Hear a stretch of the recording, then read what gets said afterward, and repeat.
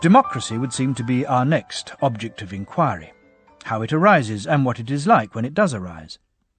Isn't the way a city changes from oligarchy to democracy something like this? Isn't it the result of their greed in pursuing the ideal they have set themselves, the requirement to become as rich as possible? How do you mean? Well, the reason the rulers in it are rulers, I take it, is because of their great wealth. So, if any of the young turn out to have no self-restraint, the rulers, predictably, are not prepared to restrain them by a law prohibiting them from spending what they own and losing it all. Their aim is to buy up the property of people like this, or lend them money with the property as security, and in this way become even richer and more highly respected. Yes, that is their overriding aim. And isn't it obvious by now in a city that a high regard for wealth is incompatible with the possession of self-discipline on the part of the citizens? They will inevitably lose interest in one or the other. Yes, that's reasonably clear, he said. So, through negligence and the consistent license they give well-born individuals to behave without restraint, the rulers in oligarchies can sometimes drive them into poverty. They certainly can. And these people, I take it, sit around armed in the city, in debt, or disfranchised, or both. They are the drones with stings, eager for revolution. They hate and plot against those who now possess their property, and the others like them. True.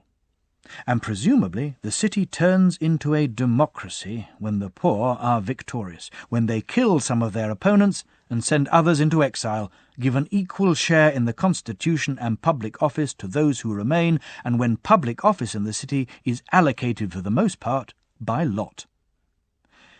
Yes, he said, that is the way democracy becomes established, whether it happens by force of arms or because their opponents lose their nerve and go into exile.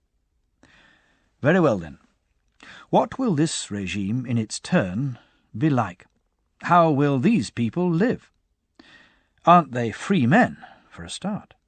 Isn't it a city full of freedom and freedom of speech?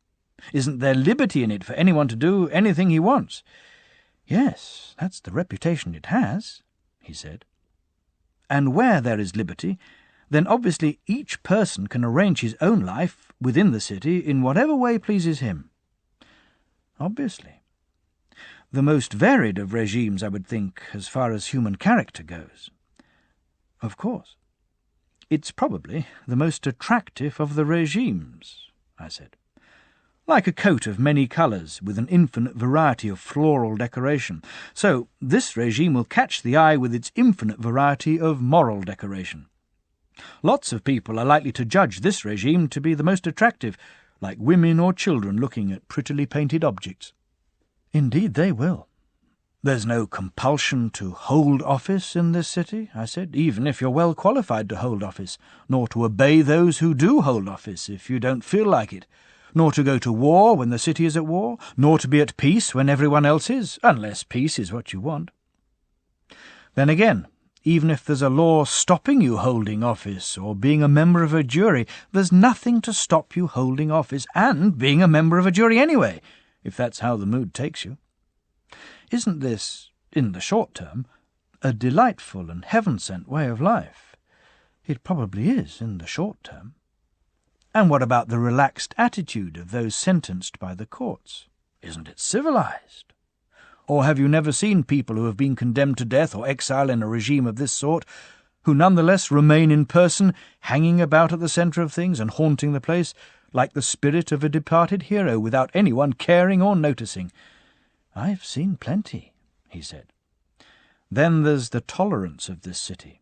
No pedantic insistence on detail, but an utter contempt for the things we showed such respect for when we were founding our city. Our claim that only someone with an outstanding nature could ever turn out to be a good man, and only if from earliest childhood he played in the best company and the right surroundings and did all the right kinds of things. How magnificently the city tramples all this underfoot, paying no attention to what kind of life someone led before he entered political life. All anyone has to do to win favour is say he is a friend of the people. Ah, yes, that's true nobility. These and related qualities will be the ones possessed by democracy. You'd expect it to be an enjoyable kind of regime, anarchic, colourful, and granting equality of a sort to equals and unequals alike. Yes, that's a pretty familiar story, he said.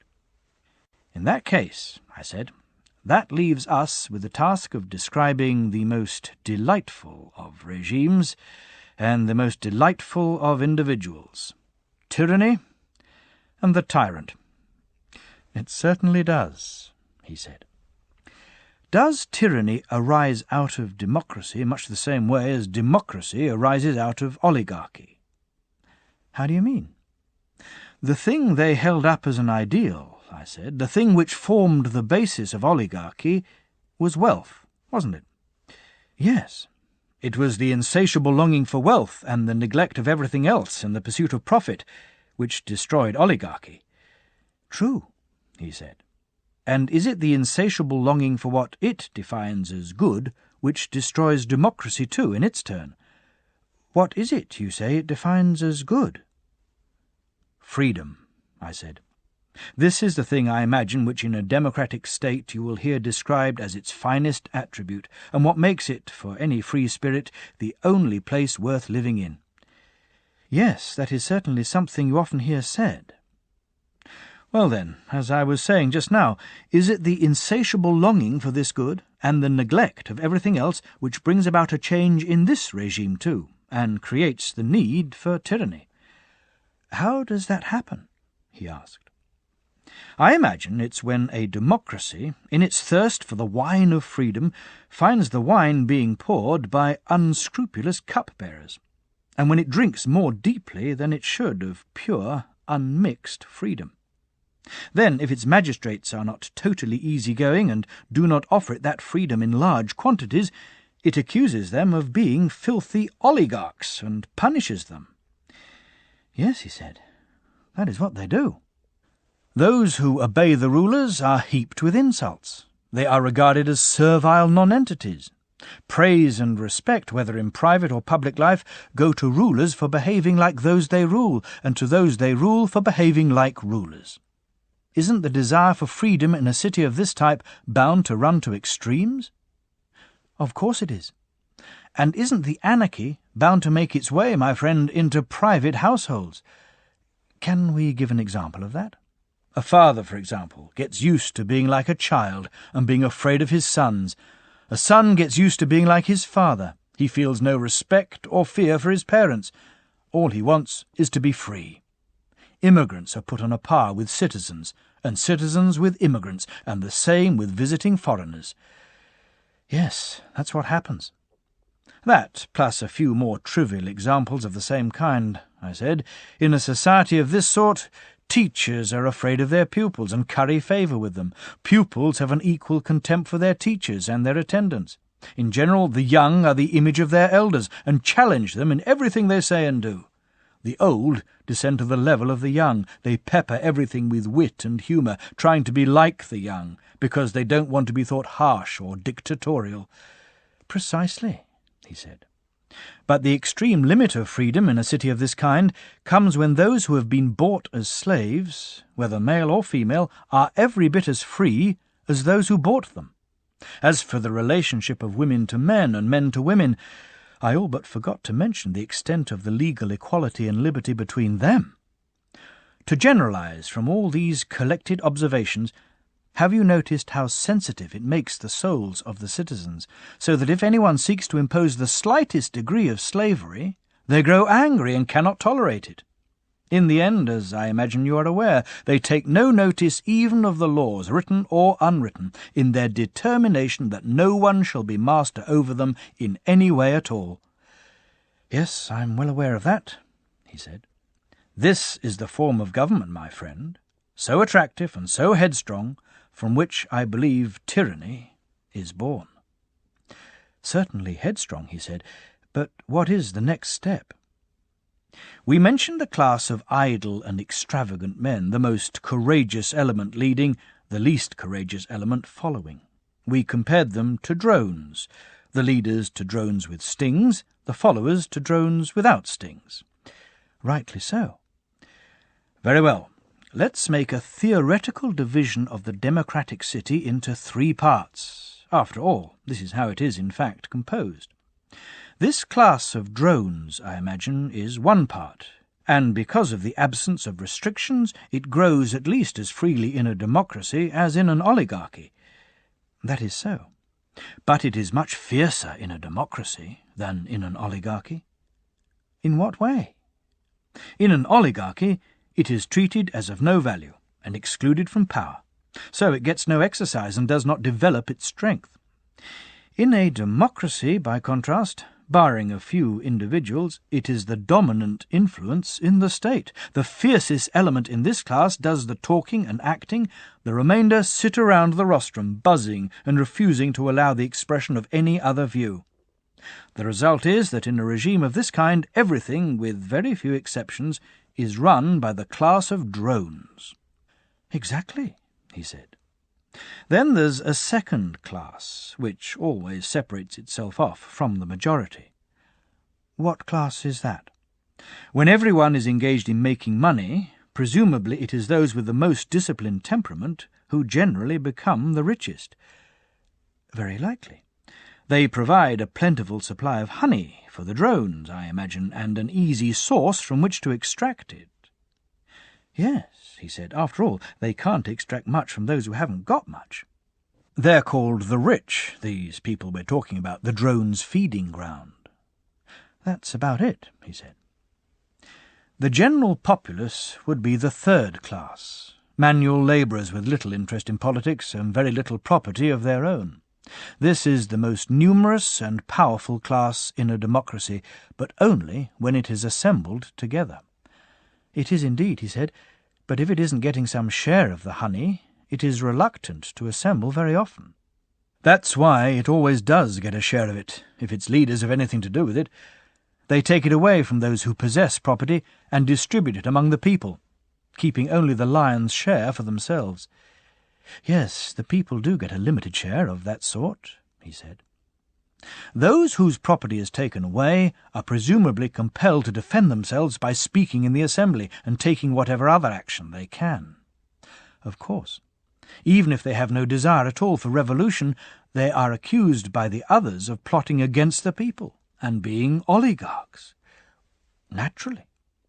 In the end, when they see the people attempting to injure them, not maliciously but out of ignorance, misled by their opponents, at that point, whether they like it or not, the rich really do become oligarchs, though not from choice. This, too, is an evil implanted in them by the stings of the drone we were talking about. It is indeed. Then you get impeachments, litigation, and lawsuits between the two classes. You certainly do. And isn't there a universal tendency for the people to set up one single individual who is their own particular champion? Don't they feed him up and make him mighty? They do. So, when we look at the growth of a tyrant, I said, one thing at least is clear. This position of champion is the sole root from which the tyrant springs. Yes, that's absolutely clear. In that case, what prompts the change from champion to tyrant? Isn't it pretty obvious that it happens when the champion of the people starts acting like the character in the story about the temple of Zeus, the wolf god in Arcadia? What story? He asked. That there is one piece of human innards chopped up among all the pieces of the other sacrificial offerings, and that anyone who tastes it will inevitably turn into a wolf.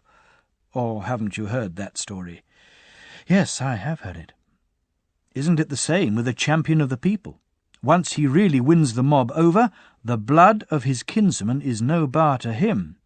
He accuses someone falsely, as such people do. He brings him to trial and murders him, and as he rubs out a man's life, his unholy mouth and lips taste the blood of a butchered kinsman. He drives people into exile or kills them, hinting at a cancellation of debts and the redistribution of land. What is the inevitable and predestined next step for someone like this? Doesn't he either have to be destroyed by his enemies or else become tyrant, turning from man into wolf? Yes, that is absolutely inevitable, he said. He becomes the architect of civil war against those who own property, He does. Well then, if he's sent into exile, but returns despite his enemies, doesn't he return as an out-and-out tyrant? Yes, obviously. And if his enemies are unable to drive him into exile or kill him by attacking him publicly, then they start plotting to kill him secretly, by assassination. Yes, that's certainly what tends to happen, he said. The tyrant's response to this is the famous request which everyone who has reached this stage discovers. He asks the people for a personal bodyguard to guarantee the safety of their people's champion. Indeed, he does. And they give him one. More worried about his safety than their own, presumably. Much more. Shall we then describe the happiness of this man and of the city where such a creature comes into being? By all means, let's describe it, he said. Very well. To start with, in the early days, doesn't he have a smile and a friendly word for everyone he meets? He says he's no tyrant, and is full of promises both to individuals and to the state. Won't he have freed them from their debts, and divided up the land among the people and among his supporters? Doesn't he pretend to be universally kind and gentle? He's bound to. But I imagine that once he feels safe from his enemies in exile, being reconciled with some and destroying others, his first concern is to be constantly starting wars, so that the people will stand in need of a leader. Very likely. And, perhaps, with the further intention that their contributions to the war will impoverish them, compel them to concentrate on their daily occupations, and make them less likely to plot against him. Undoubtedly. And if there are some independent-minded people whom he suspects of challenging his rule, doesn't he try to find a good excuse for handing them over to the enemy and destroying them? For all these reasons, isn't a tyrant always bound to be stirring up war? Yes, he is. Doesn't this tend to make him increasingly unpopular with the citizens? Of course it does. Then the boldest of those who helped to make him tyrant, and who are now in positions of power, start to speak their minds freely, don't they? Both to him and to one another, criticizing what is going on. Probably. So the tyrant, if he wants to go on ruling, must be prepared to remove all these people until he is left with no one who is any use, whether friend or enemy. Obviously he must. He will need a sharp pair of eyes then. He needs to pick out the brave, the noble, the wise, and the rich, since it is his unavoidable good fortune, whether he likes it or not, to be the enemy of all of them. He must plot their downfall until he has got the city clean. A fine way to clean a city, he said. Yes, the exact opposite of what doctors do to the body. They remove what is worst and leave what is best. With the tyrant, it is the other way round. That's what he has to do, apparently, if he is to go on ruling. In which case, I said, he is firmly and inevitably impaled on the horns of a delightful dilemma, which requires him either to spend his life with the worthless mob, and be hated by them into the bargain, or not to live at all. That's about the size of it, he said. And the more hated by the citizens his behaviour makes him, the larger and more reliable a bodyguard he will need, won't he? Of course. Who are these reliable people, then?